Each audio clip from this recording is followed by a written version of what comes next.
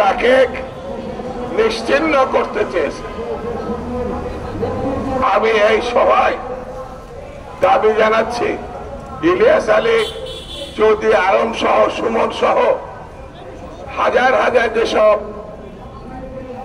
জাতীয় নেতৃবৃন্দ, ছাত্র নেতৃবৃন্দ, যুব নেতৃবৃন্দ, যাদেরকে আমরা এখনো হাতে পাই নাই, এই অপরাধের জন্য হাসিনার আমি ফাঁসি দাবি করছি।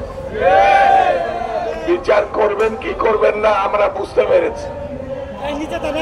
বিচার এতদিনে 8 মাস হয়ে গেল।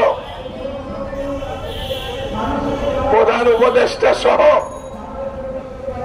এই উপদেষ্টা মন্ডলের কোন দায়িত্বশীল নেতা, উপদেষ্টা ইলিয়াস আলী তো সাবেক সংসদ সদস্য বটে, তার বাসায় যাননি কেন? কিসের জন্য? আপনার কাছ থেকে যারা এই সরকার হাসিনার পতনের জন্য আন্দোলন করেছে, আপনারা তাদের বাসায় যাননি। আপনি 5 মাস ধরে পরে আপনারা গেছেন ঘুমের যে ঠিকানা আয়না ঘর, সেখানে।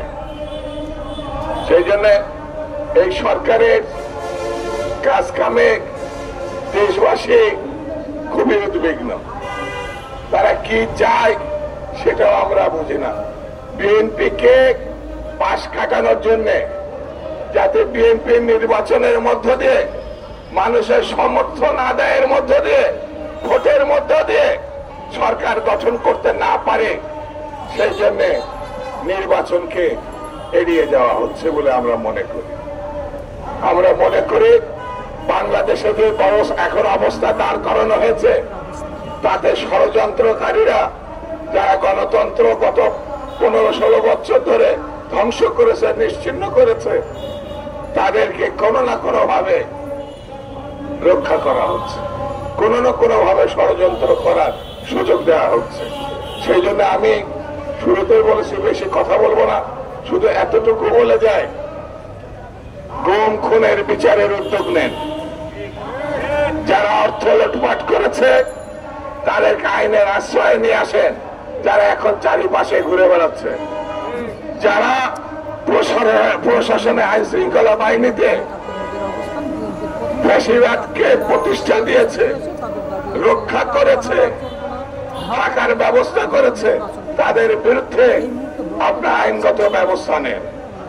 আর বাংলাদেশে কি করবেন কি করবেন না এটা বড় কথা না, একটি নির্বাচিত সরকার প্রতিষ্ঠা করার জন্য অনতিবিলম্বে একটি রোডম্যাপ ঘোষণা করেন।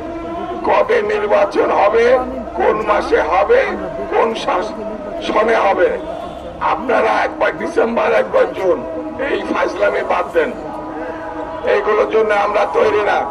আর আপনাকে আগেও বলেছে, হাসিনার যখন তাড়াতে পেরেছে, অন্য ফ্যাসিবাদের জেদে উদ্ভব